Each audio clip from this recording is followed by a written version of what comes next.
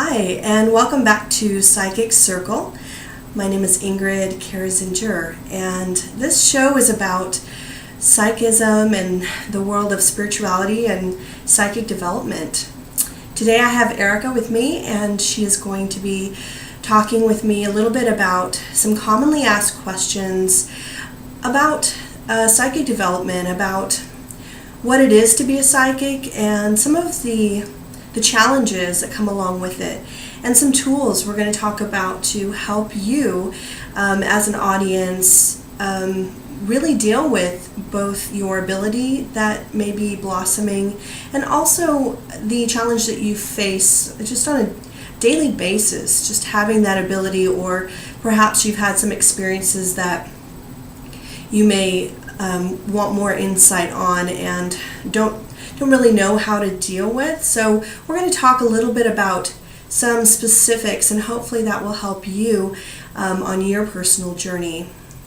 You can visit my website, ingridkarazincir.com, or readingsbyingrid.com, and email me directly if you have more questions or would like to talk to me about your personal experience.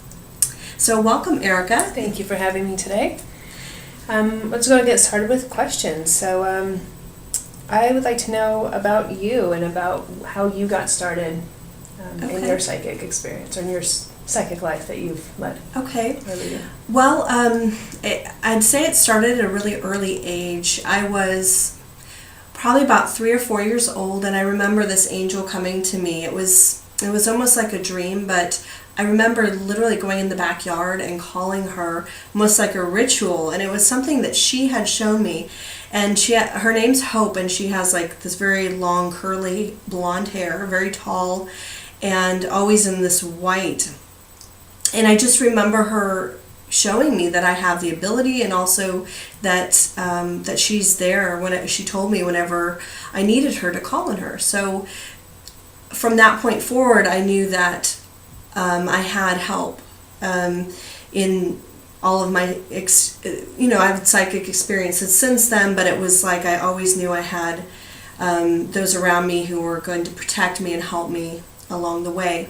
That's amazing. And then I started having some not so nice experiences as far as seeing ghosts or waking up really scared in the middle of the night and just seeing things or feeling things in the room.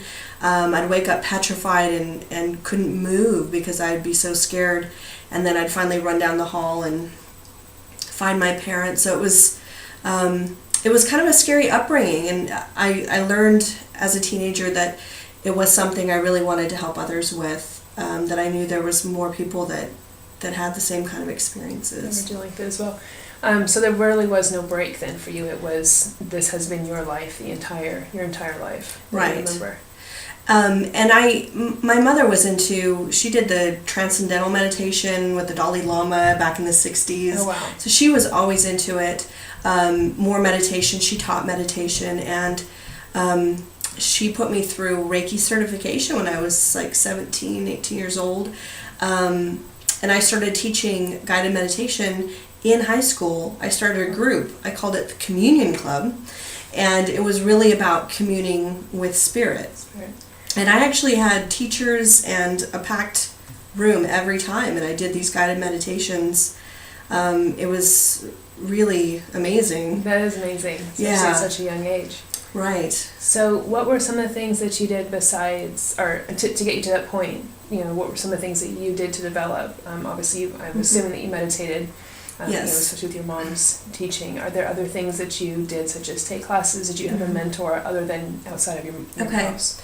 So I'd say that aside from, my mother and also my brother, who are very spiritual, when I went through Reiki, my teacher was Kaya Kote, and she worked at Pathways to Light.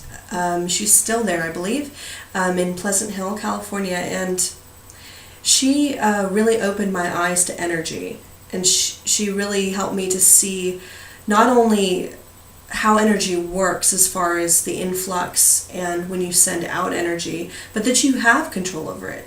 And it really started showing me that these things that were scary, the things that I experienced, that I actually had control of those things. Mm-hmm. So from that point, my life drastically changed. I started doing Reiki for others. I got involved in the spiritual community in the San Francisco area.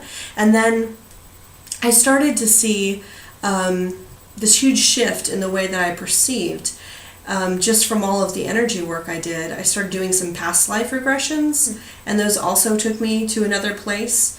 And then one day, during healing, my guide said, you can read for people. You need to go out there and start doing that. And I had an opportunity to work at this metaphysical store, and I went in one day and told her, I think I can do reading. She said, well, go ahead and read. And I said, okay. So I gave her a reading. She said, great, you're good to go. And every weekend I did healing and readings for people, and that was starting at age 19. Wow. So it really took off after that. So for those who are maybe at their beginning stages, they realize that something's going on with them, that they are seeing these things or feeling these things. What can they do to further develop their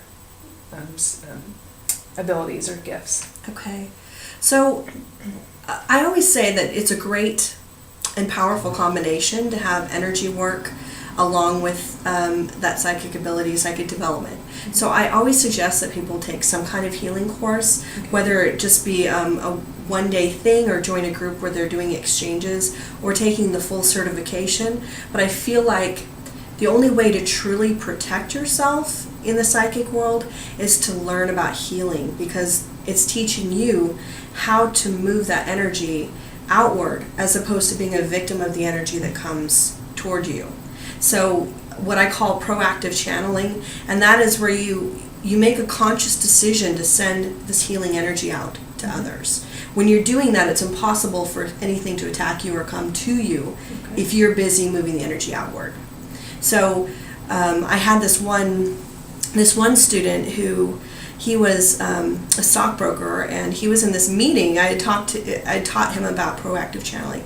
So he wrote me this letter about this meeting he had, this board meeting, and everybody was literally very bored. He said that the energy was low, people were yawning, the subject matter was just really dull. So he thought in his head, he's like, wow, well, this is a good opportunity. So he imagined the exercise of bringing energy down from the source through himself and just spread it out so that each person got some of that energy. He said within 5 minutes, everybody was laughing, that they were joking with each other, that there was all this energy in the room and a lot of happiness. And he said he was blown away that he had the power to do that. And that impacted me as well, to have such great confirmation, but that it's possible to be in control of it is probably the best gift I can give someone, to know that. So it is almost important then for us to use it in our everyday lives and kind of exercise that. Right. So even beyond the psychic level, I would say that energy is more important, and learning about energy. Of course, energy makes up all things. It is the universe. It is spirituality. It's all of us. So to understand yourself is to understand energy. So Reiki is a great way to do that. In psychic development, we learn that too, and there are a lot of great tools. And so going back to the healing, besides Reiki, are there other forms of healing? There are. There's actually so many. There's so many out there. I'm trying to think. There's matrix energetics, which is really big right now. There's healing touch. There's quantum touch. There's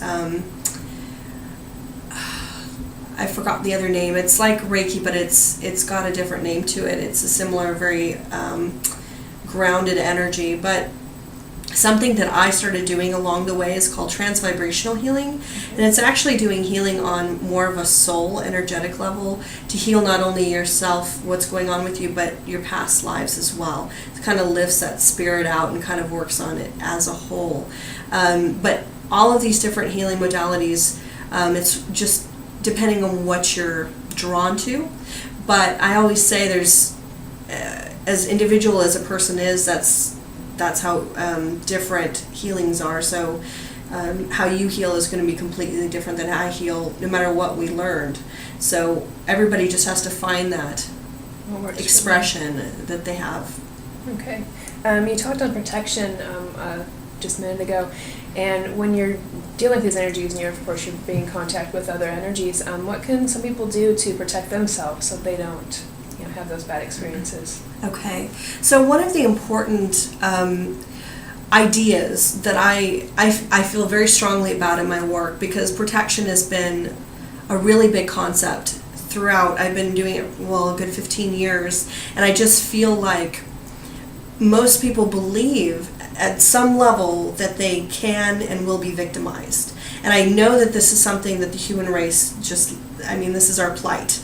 And I also believe it's part of the condition, why human race is where it's at. So the proactive channeling is counter to that. It's about learning how to be the teacher, the healer, the initiator, as opposed to the victim.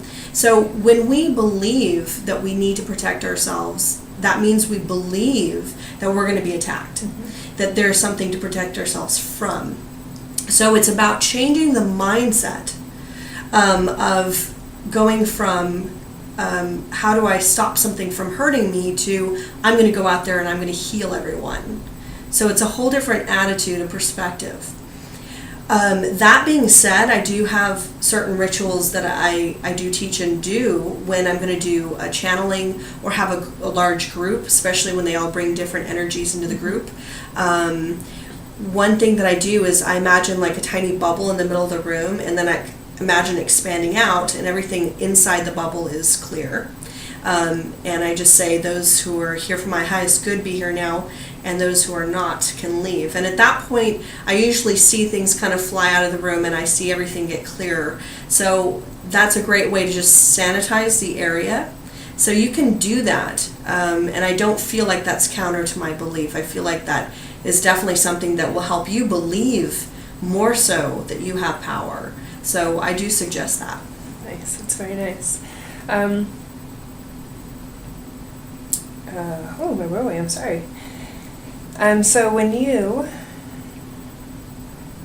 I'm sorry. That's okay. During your development, were there any obstacles, such as maybe telling others, or obstacles in your growth? Did you stop for a while? What were some of the things that you had to overcome? Okay.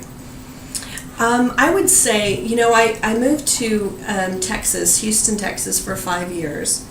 And I did a lot of real work there. And one of the main things I noticed, especially since so many of them were coming from a religious, Christian, Baptist background, and trying to fill those gaps in their understanding with spirituality and psychism and moving in a different direction.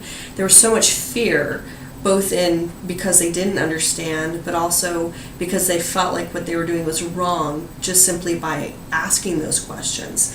So I would say that could be, a majority of people on this planet in some way feel like they shouldn't even ask the question. Yes. So I went through a lot of people asking me, should we really be doing this? Is this really safe? Maybe we should just, not even go there because what could happen? So I had a lot of fear coming at me. Along those lines, a lot of the paranormal, of course, was part of that, and I don't work in the paranormal because I had so many bad experiences with it. I feel like I can be more helpful and useful teaching people to just lead a better, more positive life and how to use these tools, as opposed to focusing on what was scary and bad and what's happening that's not so good. Just trying to look at what we can do. So I try to go toward that, but there's always that paranormal that gets in there. Somebody always brings it up, or, it's still going to be a question. It's just not something I specifically do. One of the main challenges I had that I haven't seen so much in California, but definitely there was a lot of people not valuing spirituality, not valuing healing. They go to a doctor and they spend $200 for the doctor to look them over and say, you're fine. But they won't spend $30 for an hour of real healing work that could change their life. And I found that it's a lot of people would actually berate me and send me terrible emails about, you shouldn't be charging for this, how can you charge for this? And of course my response is, well, if I don't, then I couldn't live and I couldn't do it. And that's just the way the world is right now. So you have to make money in order to live, and this is no different than being a doctor, a teacher. And it's important, I think, as a human race for us to put more value on it. Yes. So I would say that still kind of is one of my biggest challenges with trying to help people see it differently. And dealing with those who maybe don't see it or right. are in the fear base. Right. And it can be even family members. My own father has always been very psychic, and he's made a lot of decisions through our life that he said it just came to him, like huge things. We almost got on a plane that got hijacked. It was the same plane we went every year. I lived overseas, and he changed planes that time, and everybody was mad, like, why did you do that? It's a longer flight. He says, I just feel like I should. And he had a lot of things like that he couldn't explain, and he's still very fearful about, but he believes to a certain level. And seeing that in so many people, I just, I want to be of support to that. I want to be there to say, it is okay. And I feel like my group's Psychic Circle have really been more about people getting together and looking at each other and going, wow, there's other people like me, and supporting the whole concept. So what is your favorite part about your gifts? What do you like the most about doing this? Okay. I would say like emails, phone calls, when somebody tells me that I've made an impact in their life, that I've changed them in some way or helped them change their situation. Usually when I'm done with the call, somebody will say, I just love talking to you because I feel so much better. Afterwards, I feel like I can go take on the world. And I feel like if nothing else, I help people feel good about where they're at right now. And I don't tell people they need to change. I really tell people that what they're doing is good and they're in the place they need to be, and then whatever tools they need. But the feedback I get literally keeps me going. Because through my career, there's so many times I wanted to quit. I have taken sabbaticals because there's so many challenges with the negative feedback as far as people being afraid of it, that those things really, each time I go, wow, okay, I really need to keep doing this. Because those people I help, so much more important than those people who don't want the help. Of course. So, well, thank you for your answers today. Okay. And for letting us get to know you a little better. Thank you so much, and I hope you tune in next time. We're going to be talking about a lot of great topics, and again, just feel free to send in your questions so that we may cover them in a future show.